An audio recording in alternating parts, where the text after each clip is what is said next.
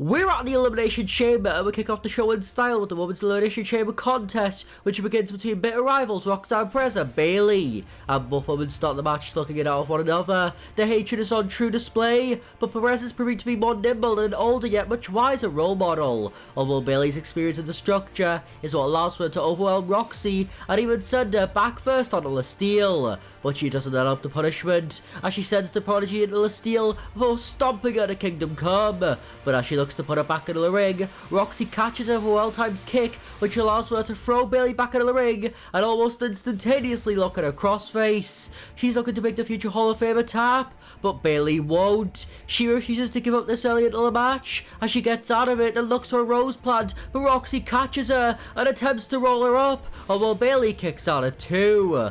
And with both women reeling, Bianca Belair looks to pick up the pieces as she comes out at number 3, and with Roxanne being the only woman standing, she gets met by a gruesome hair whip by the EST of WWE. And after she drops Roxy onto the steel, she turns her attention to a long-lost enemy.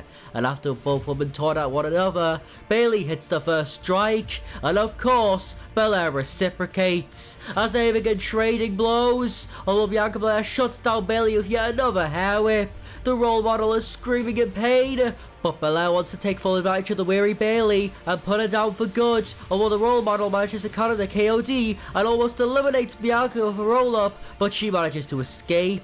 So Bayley attempts to strike, yet Belair counters, then she takes the role model down. But no matter what the EST does to Bayley, she stays in the fight. So she turns her attention back to the prodigy, although Roxy manages to counter whatever Belair was planning and locks in yet another crossface. But just like Bayley, Belair manages to get out of the hold, and she even manages to connect a spear onto Roxy, although the prodigy stays in the match. But Alexa Bliss is looking to change that, as she comes out at number 4 and instantly goes after the last woman she faced before her pregnancy, Bianca Belair. She's looking for revenge, but Belair manages to counter an attempted DDT, although Bliss counters Belair's counter. And whilst they continue to go back and forth, we see Bayley brutally plant Roxanne Perez onto the steel. Her back must be broken in half, although due to the fact that Bliss has a submission applied onto Bianca, Bayley can't go into the cover. So she heads into the ring, and once the submission is broken up, she completely obliterates both Bianca and Alexa. Although Bliss gets back up, so Bayley looks to keep her down, but nothing is seemingly working. And because of this, the former goddess starts to fight back, as she begins to overwhelm the role model, as she even manages to connect none other than Twisted Bliss.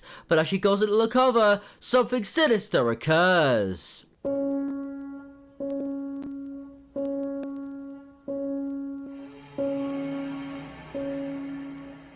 Alexa Bliss is out cold, and it's Roxanne Perez who takes full advantage of this, as after sending Bayley into the steel structure back first, she goes into the cover and eliminates Alexa Bliss. It's a shocking first elimination, but the reality is forced to set in, as Bayley manages to connect her belly to belly, although Roxy kicks out. Yet the role model can't put a nail in the coffin of Roxy's run in the chamber by the time Naomi enters the match at number 5. But before she can even do anything, she gets speared out of nowhere by no one actually in the match.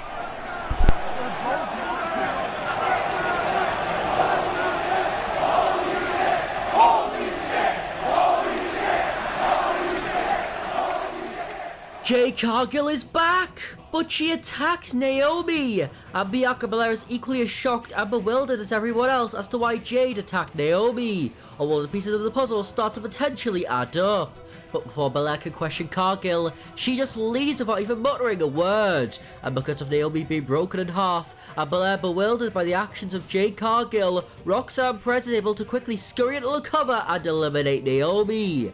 And once Belair realizes this, she completely loses it, as she annihilates Roxanne Perez. Even Bayley is astonished, but due to everyone's eyes fixating on something else, Liv Morgan entering the chamber at number 6 seems like a complete afterthought. And because of this, Liv decides to make an instant statement, as she hurls Bayley onto the steel before rolling Bianca up to eliminate her in the exact same way 2 years in a row. Bianca can't believe it, but she decides that revenge isn't her core objective. It's to find out what the hell happened with Jade Cargill. And once the dust settles, we realise that we're down to 3. Bayley, Roxanne Perez and Liv Morgan. but the Queen of the Revenge Tour looks to make it to the final two, as she looks for an Oblivion on Roxy, but she can't a finishing blow. Then she looks for her Pop Rocks and manages to connect it, but somehow, someway, Liv finds a way to kick out. Perez is in disbelief, so she demands, even begs for Liv to get up for one more, although Liv manages to counter. But as this happens, Bayley reinserts herself into the fight, although she can't wipe out Perez, as if Liv down, the Prodigy manages to roll Bayley up for the 3. It's yet another shocking roll-up elimination. Roxanne gets one up on the role model, and now we're down to the final 2. Who will punch their ticket to WrestleMania 41? Will it be the Iron Woman of the Chamber, the #1 entrant Roxanne Perez, or will it be the fresh, egotistical Liv Morgan? Well, due to Liv not having wrestled for over 40 minutes, she dominates Perez, but no matter what she does, she can't put the Prodigy away. She manages to connect the Oblivion, although Perez just kicks out at 2. Liv is flabbergasted, and because of this, Roxy manages to mount a comeback. It's looking like this is Perez's time. It could be Perez's moment, but Raquel Rodriguez has other ideas, as she bursts through the chamber and beats down Roxy. It's unbelievable. Raquel is ensuring Liv's victory. It's a disgraceful act by the Judgment Day members, but Perez gets an opening as she manages to take out Raquel with a diving Pop Rocks. But rather than focusing back on Liv, she tosses Raquel onto the steel, and this mistake ultimately costs Perez the biggest win of her career, as Liv manages to connect one more Oblivion to pick up the win. Liv is going to WrestleMania. Everyone hates this. No one wants to see this. But everyone is forced on the Revenge Tour, as Liv gets to face either Rhea Ripley or Io Sky at the biggest show of the year. Well, before we find out, it's now time for Tiffany Stratton to get the team of her idol Trish Stratus, as they have to attempt to overcome Nia Jax and Candice LeRae. And the match of course starts with a feud almost 10 months in the making, as Nia and Tiffany start going at it, but the irresistible force is proving to be too much for Tiffany time to handle on her own. Although this time, she has some much needed legendary assistance, as Trish Stratus squares off against Jax. And even though Nia still possesses an overwhelming amount of strength, Trish has the experience factor to be able to counter a lot of the big time moves thrown her way. Although eventually, Nia almost breaks the legend in half, with the irresistible force clobbering Trish down. So Nia then decides to tag in Candice LeRae, who's all over Trish, but she fights back, as Trish and Tiffany manage to hit a big time double team maneuver onto the Women's Speed Champion. Yet Candice almost instantaneously attempts to beat Tiffany time with a roll up, but this doesn't work. Although as both women get to their feet, Candice manages to floor the Women's World Champion. Then it's Candice who risks it all, as she manages to connect a picture-perfect Avalanche Poison Rana, although Tiffany just stays in the match. And with this, Stratton is isolated throughout a majority of the contest. But finally, Tiffy finds an opening, yet before she can get the tag, with Candice LeRae distracting the referee, we see an unbelievable sight as Zoe Stark pulls Trish Stratus off the apron and sends her into the barricade. Warning shots have been sent by the member of PFC, and because of this, the tag team contest effectively turns into a handicap match, as with Trish down, Tiffany continues to fight on her own, and even though she tries her best, she's still struggling against the combined power of Candice LeRae and Nia Jax. Although eventually, Trish starts to stir, and she gets on the apron. Everyone is begging for the tag, but whilst Tiffany attempts to find an opening, yet another distraction occurs, which leads to another beatdown onto Trish, which this time comes from the hands of Chelsea Green, as this time, Trish gets wiped out by being thrown to the steel steps. It seems Stratus has a lot of enemies, and so does Tiffany Stratton, as even though she's outgunned and outmanned, she starts to come back into the contest, as Tiffany hits whatever she can at whoever she can, and this includes a fantastical dive which takes out Jax. But as she gets her into the ring, Tiffy also wipes out Candice LeRae by hurling her back first onto the hardest part of the ring.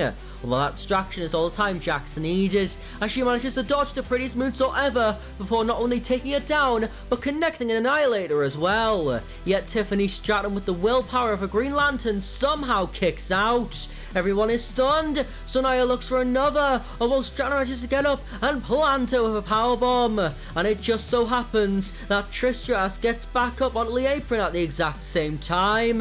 And finally, after what felt like an eternity, the crowd get exactly what they want as Trish Stratus enters the match and brings it to Nia Jax. She hasn't missed a step, as she even manages to overwhelm Jax, which forces the Women's Speed Champion back into the match, although she doesn't fare much better, as Trish manages to get in all the signature offense, which includes a Stratus faction, but Nia breaks up the pin, so Trish decides to tag in Tiffany Stratton, with Jax reinserting herself as the legal woman of the match as well, although with Trish checking out Candice on the outside, Tiffany unbelievably manages to lift Jax up before planting her down in the prime position for the prettiest moonsault ever. And with that, Tiffany and Trish have done it. Even with all the odds stacked against them, they rose out on the other side as champions, even though Tiffany's actual championship could be in jeopardy. But who will potentially put Cody Rhodes' WWE title reign in a similar jeopardy, as it's now time for the Men's Elimination Chamber match, and it starts off just like the Women's Chamber, with two bitter rivals as the match begins with CM Punk and Seth Rollins, and just like Roxanne Perez and Bayley, they begin the match by trading strikes, although things escalate rather quickly as Punk attempts a GTS, although Rollins counters, then he looks for a stomp, but Punk has that scouted too. It's a fast paced beginning to the match, which doesn't slow down, as Rollins hits Punk with whatever he can muster, and this leaves a straight edge savior on the ropes, as Rollins runs across the ring and sends Punk out of the ring and subsequently onto the steel. Then Rollins climbs the top rope and dives on the Punk with no care whatsoever for his own safety, but to cause as much harm as possible, Rollins sends Punk into one of the pods and just rubs his face against the glass, which causes him to bleed just like a bad blood. And once Rollins sends Punk back into the ring, he goes back to the top rope and yet again jumps off the top rope, but this time CM Punk moves, and with this, Punk is still the one hitting any strikes he can think of, and this leaves Rollins stranded in the corner for some vintage Punk offense. Then he goes to the top rope, he's going for his elbow drop, yet just like Bayley when she looked for an elbow drop earlier in the night, his opponent moves out of harm's way, and from here, Rollins dominates, but he also does something a certain tribal chief tended to do before his injury at the Rumble, and that's to talk smack, as Rollins berates Punk while spitting him down. It seems hopeless for a straight edge savior. He needs help, and help does indeed arrive with the number 3 position being none other than John Cena. And he looks to start off on the right foot as he immediately looks for an A onto Seth, but the Architect gets out of it, then plants Cena with a pedigree. Everyone hates this, but Big Match John manages to kick out a 2. So Rollins looks for a stomp, yet Punk is back up and sends him back first onto the unforgiving structure, and that leaves Punk and Cena all alone in the ring. It's the stare down of all stare downs, and Cena demands for Punk to bring it, which he of course does, as they begin going back and forth, with neither man seemingly having the advantage. That is until Seth Rollins comes out of nowhere and obliterates Punk with a knee, although he gets caught and locked into the STF. He's got nowhere to go. Will he tap? Well, after what feels like an eternity, Rollins just manages to escape the hold, and with Punk back onto his feet, all 3 men stand and stare with the number 4 entrant Logan Paul entering the battlefield, and of course, he's as arrogant as ever, which rubs the other 3 superstars the wrong way, as they decide to make a temporary truce to dispose of the Maverick, and that starts with an AA by Big Match John, which is shortly followed by a stomp by Rollins, and to complete the trilogy, Punk locks in an anaconda of ice, which makes Paul tap. CM Punk has got revenge for the Royal Rumble, and now it's back to 3, although Cena looks to change that as he locks in another STF onto Rollins, and Punk just simply observes, which is something he can't do for much longer, as the winner of last year's Elimination Chamber, Drew McIntyre, comes out at number 5 and instantly starts swinging at his mortal enemy CM Punk. But whilst they're brawling, we see Seth Rollins nail a buckle bomb onto John Cena before climbing on top of one of the pods, and with Cena seemingly done, Seth leaps off, but he crashes and burns, and because of this, Cena manages to plant him with an AA and subsequently eliminate the former Messiah. It's absolute heartbreak for Rollins, although as he's leaving, he sees a downed Punk and nails him with a stomp before he leaves. The straight edge savior is out, and McIntyre takes full advantage of this as he arrogantly covers Punk and eliminates him. Punk's WrestleMania dreams have been crushed yet again, and with Damian Priest entering the match at number 6, we're now down to 3, and the former El Campeon looks to instantly eliminate the Scottish Warrior for a chokeslam, although he can't connect one, as Drew manages to counter and plant Priest down with a Future Shock DDT, but Priest kicks out, so after Drew takes out Cena, he decides he wants the finishing blow to first land on Priest, as he goes into the corner and lines him up for a Claymore, although Priest counters, then he manages to connect the chokeslam, but Drew kicks out. So Priest looks for one more, although as he's calling for Drew to get up, John Cena comes out of nowhere as both men trade strikes, although Priest stands tall in that exchange. But that distraction allows for Drew to nail an air raid crash neckbreaker before going back into the corner to put Priest away as he succumbs to not one, but 2 brutal Claymore kicks, which brings the match down to 2. Will it be Drew versus Cody at WrestleMania, or will it be John Cena versus the American Nightmare? Well, both men start trading strikes, but the leader of the C Nation is getting overwhelmed by Drew's pure brawling abilities, although just like Cena's moniker, he doesn't give up. But even though his mind won't stay down, his body can only tolerate so much abuse, as Drew starts to get on top and ground and pound Cena. It's becoming uncomfortable to watch, but eventually, Drew relents the punishment and goes to finish the job with a Claymore, although John manages to get out of harm's way as he barely manages to connect an AA, but with an arm draped over the Scotsman, that doesn't do the job. He needs more, yet he can't hit anything more, as Drew blocks what could have been the final AA in the match before taking him down with a vicious Claymore.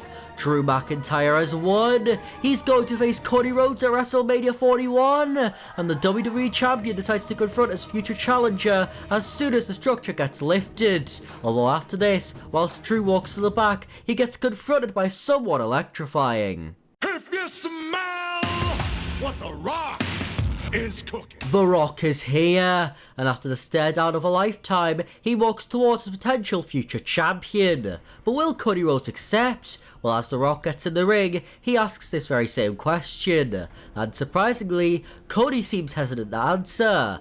Does he want to sell his soul to the devil? Well, before he can give an answer, he is further stunned into utter silence alongside the final boss.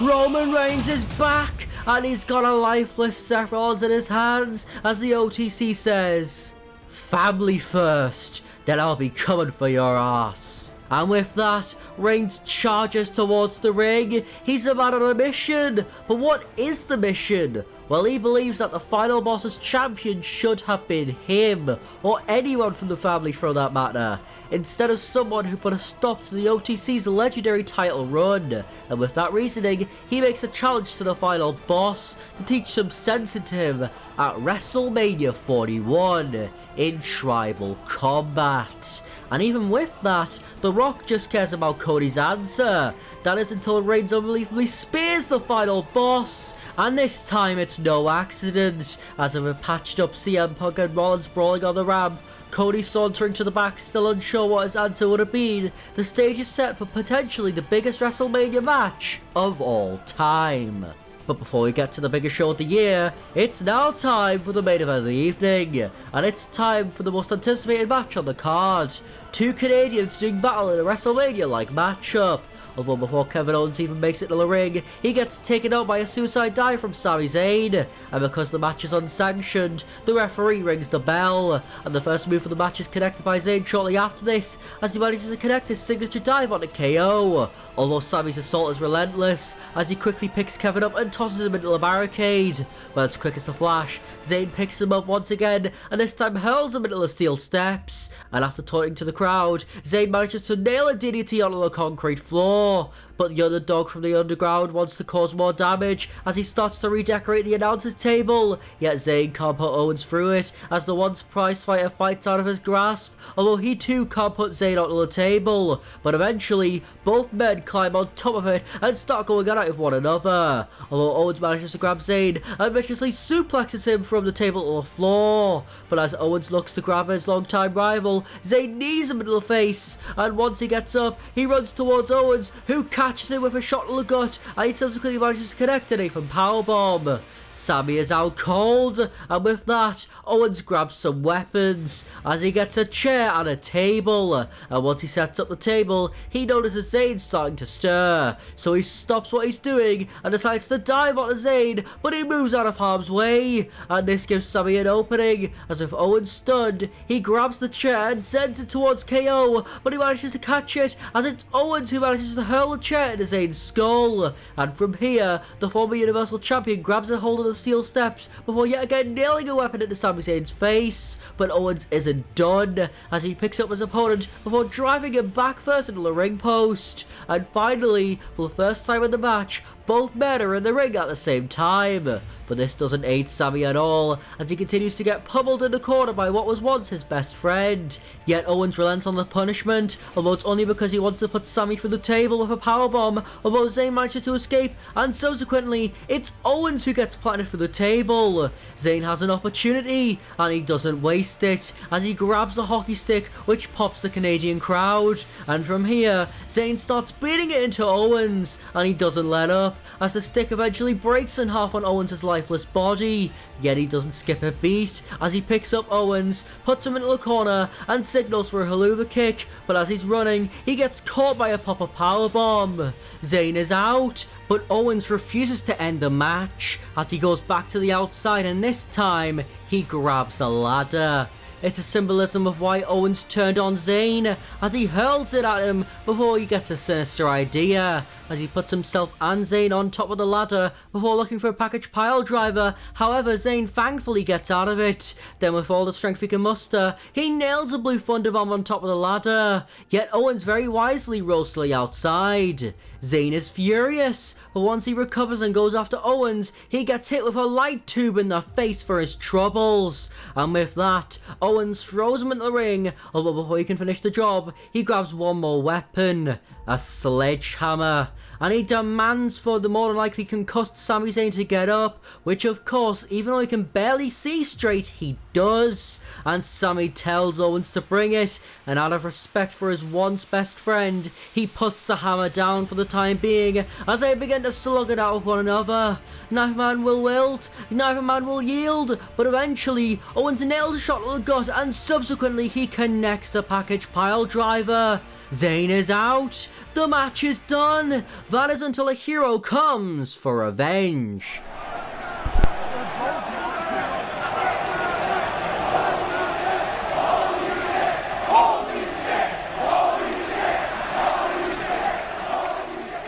Sami Zayn has won, and it's all thanks to the returning Viper Randy Orton. But even though he won the war, Zayn can barely even stand, and KO of course can't, as with the show coming to a close, all people can do is sit and watch in utter disbelief at the carnage that just unfolded, and the suffering it caused.